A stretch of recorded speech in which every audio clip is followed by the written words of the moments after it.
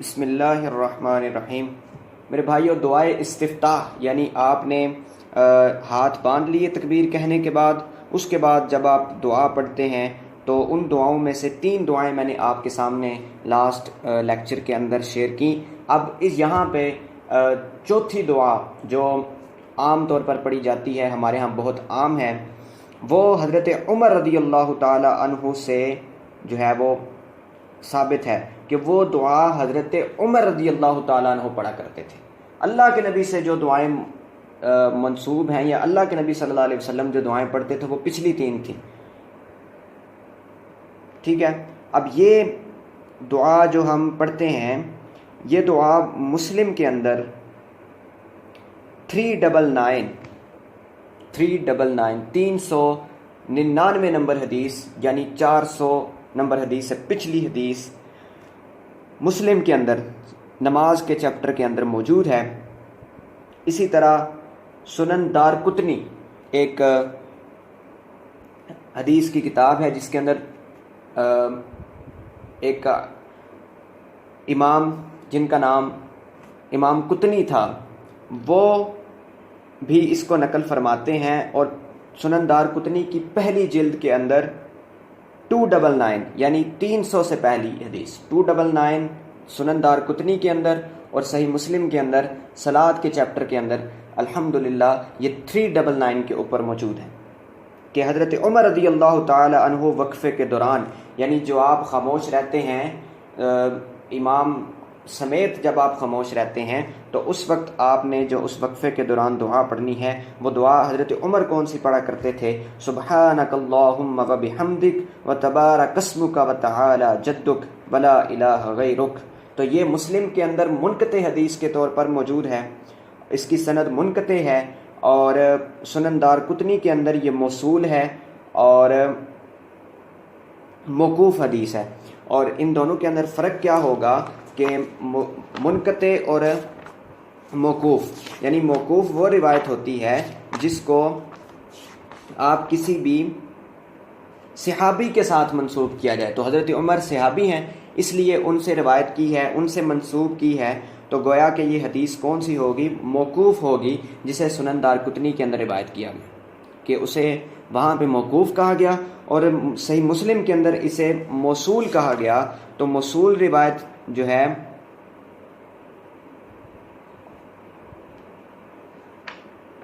یعنی اس حدیث کی سند کو منقطع کہا گیا۔ دارقطنی کے اندر موصول اور موقوف ہے، مسلم کے اندر یہ جو ہے منقطع ہے، اور منقطع کا مطلب یہ ہوگا کہ وہ حدیث، اب یہ منقطع حدیث مردود حدیث کی قسم ہے۔ جو پہلے ہم نے مقبول احادیث پڑھی، ان کے بالکل اپوزٹ جو مردود احادیث ہیں، ان میں سے ایک یہ مردود ہے، تو اسی لیے اس کو یعنی وہ حدیث جس کی سند کے درمیان سے ایک یا ایک سے زائد راوی مختلف مقامات سے حذف کر دیے گئے، یعنی راویوں کو وہاں سے اس سند میں سے ڈراپ کر دیتے ہیں مختلف جگہوں سے، یعنی آپ ایک سند حدیث کی بیان ہو رہی ہے، وہاں سے راوی ہی جو ہے وہ ڈراپ ہو گئے، تو ایسی حدیث کو آپ جو ہے وہ منقطع کہتے ہیں۔ اور موقوف وہ ہے کہ جو صحابی سے نقل کی گئی ہو، صحابی سے منسوب کی گئی ہو، جیسا کہ سنن دارقطنی کے اندر یہ موجود ہے۔ تو یہ الحمدللہ 4 دعائیں ہیں جو آپ اکٹھی بھی پڑھ سکتے ہیں، چاروں میں سے کوئی ایک بھی پڑھ سکتے ہیں، چاروں پڑھ سکتے ہیں، وہ آپ کے جو ہے وہ ذوق پہ ڈیپینڈ کرتا ہے کہ آپ نماز کے اندر کتنا وقت جو ہے وہ لگانا چاہتے ہیں، یا کتنا آپ وقت لگا سکتے ہیں۔ اور الحمدللہ یہ اس سے ثابت ہے، ان دونوں میں سے جو حضرت ابو ہریرہ کی میں نے متفق علیہ حدیث آپ کے سامنے بیان کی، وہ، اور دوسری یہ جو سنن دارقطنی اور مسلم شریف کے اندر موجود ہے، یہ دعائیں زیادہ تر پڑھی جاتی ہیں، جو کہ احناف کے اندر جس کا رواج ہے سبحانک اللہم و بحمدک، اور اہل حدیث لوگ جو ہے وہ اللہم باعد بینی، اس کا جو ہے وہ اہتمام کرتے ہیں۔ تو دونوں آپ پڑھ سکتے ہیں، اس میں کوئی حرج نہیں ہے۔ اس کے بعد جب آپ نے دعا پڑھ لی، فرض کیا کہ آپ نے سبحانک اللہم ہی پڑھی ہے۔ اس کے بعد ابو سعید خدری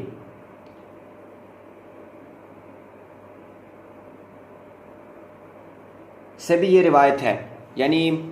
مرفوعاً روایت کی ہے اللہ کے نبی صلی اللہ علیہ وسلم سے بھی، یہ مرفوعاً ہے، اور وہ کی ہے ابو سعید خدری نے۔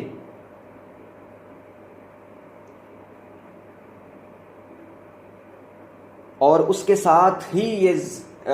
اٹیچ چیز ہے، اس سے پہلے یہ سبحانک اللہم والی دعا ابو سعید خدری سے، اور اس کے ساتھ میں اٹیچ کرنے آپ اعوذ باللہ السمیع العلیم من الشیطان الرجیم من ہمزہ ونفخہ ونفثہ، کہ میں اللہ سمیع العلیم کی پناہ لیتا ہوں شیطان مردود سے، اس کے وسوسوں سے، اس کے پھونکنے سے، اس کے کبر و نخوت سے، اور اس کے اشعار و جادو سے۔ یعنی یہ دعا اللہ کے نبی صلی اللہ علیہ وسلم پڑھتے تھے، اعوذ باللہ السمیع العلیم من الشیطان الرجیم من ہمزہ ونفخہ ونفثہ، یعنی اعوذ باللہ من الشیطان الرجیم جو عام طور پر پڑھی جاتی ہے، اس کو آپ ان الفاظ کے اندر بھی پڑھ سکتے ہیں، جو کہ ابو سعید خدری رضی اللہ تعالی عنہ سے روایت ہے۔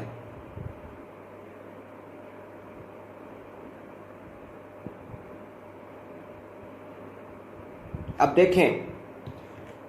سورہ فاتحہ سے پہلے یہ جو ابو ہریرہ رضی اللہ تعالیٰ عنہ سے روایت میں نے آپ کے سامنے پیش کی، بخاری کی 744 اور مسلم کی 598، یعنی اللہم باعد بینی، وہ انشاءاللہ میں وہ بھی اپلوڈ کر دوں گا انشاءاللہ، اور وہ دعا آپ یاد بھی کر سکتے ہیں۔ وہ اللہ کے نبی صلی اللہ علیہ وسلم سے ثابت ہے ڈائریکٹلی، اور راوی بھی آپ دیکھ لیں ابو ہریرہ، جن کے جو ہے وہ جن کو سلطان المحدثین کہتے ہیں، سلطان الحدیث کہتے ہیں، تو وہ نقل کر رہے ہیں، تو اس میں کوئی شک نہیں ہے۔ اسی طرح انی وجہت وجہی للذی جو میں نے سب سے پہلے بتائی، اور یہ جو سبحانک اللہم، ان دونوں کو آپ اکٹھے پڑھ سکتے ہیں، اور مرفوعاً بھی اور موقوفاً بھی۔ مرفوعاً مطلب کہ اللہ کے نبی صلی اللہ علیہ وسلم سے، جو کہ ابو سعید خدری نے بیان کی، اور موقوفاً جس طرح سنن دار قطنی کے اندر جو ہے وہ حضرت عمر سے روایت کی گئی کہ وہ پڑھا کرتے تھے ڈائریکٹلی۔ امام قطنی نے جو ہے وہ حضرت عمر کا فعل لکھا ہے، تو یہ مرفوعاً بھی ہے، موقوفاً بھی ثابت ہے، ٹھیک ہے۔ اسی طرح ابو سعید خدری، سیدہ عائشہ صدیقہ، سیدنا انس اور سیدنا جابر رضی اللہ تعالی عنہم اجمعین سے یہ مرفوعاً ثابت ہے، یعنی حضرت عائشہ صدیقہ نے سبحانک اللہم آپ سے اللہ کے نبی صلی اللہ علیہ وسلم سے منسوب کر کے یہ دعا جو ہے وہ ہمیں بتائی ہے۔ تو آپ یہ ساری دعائیں پڑھ سکتے ہیں۔ ان نٹ شیل میں آپ کو یہ بیان کرنا چاہ رہا ہوں۔ اس کے بعد میرے بھائیوں، اللہ کے نبی صلی اللہ علیہ وسلم بسم اللہ الرحمن الرحیم پڑھا کرتے تھے، اور حضرت عائشہ رضی اللہ تعالی عنہ میری آپ سب کی ماں، ان سے روایت ہے عورتوں کے اندر جو سب سے زیادہ احادیث کسی نے روایت کی ہیں، تو وہ میری آپ سب کی ماں حضرت اماں عائشہ سے ہیں۔ وہی مقام ہے جو حضرت ابو ہریرہ کا جو ہے وہ صحابہ کرام میں سے ہے، تو اہل بیت کے اندر، ازواج مطہرات کے اندر اماں عائشہ کا بھی حدیثیں روایت کرنے میں بہت اہم مقام ہے۔ تو آپ رضی اللہ تعالی عنہا سے ہی میں روایت کرنے لگا ہوں، کی روایت ہی پڑھنے لگا ہوں، جو کہ مسلم شریف کے اندر 598 میں نے پہلے پڑھی، وہ دعا کے لیے تھی۔ اب 498 جو میں پڑھ رہا ہوں وہ حضرت عائشہ رضی اللہ تعالی عنہا سے روایت ہے کہ رسول اللہ صلی اللہ علیہ وسلم نماز کا آغاز اللہ اکبر سے کرتے اور قرات الحمدللہ رب العالمین سے شروع کرتے۔ اس سے مراد یہ بھی ہے کہ جب آپ دوسری یا تیسری رکعت میں اٹھیں تو آپ کو بسم اللہ پڑھنے کی ضرورت نہیں ہے، یعنی بسم اللہ الرحمن الرحیم جو احناف کا قول ہے کہ وہ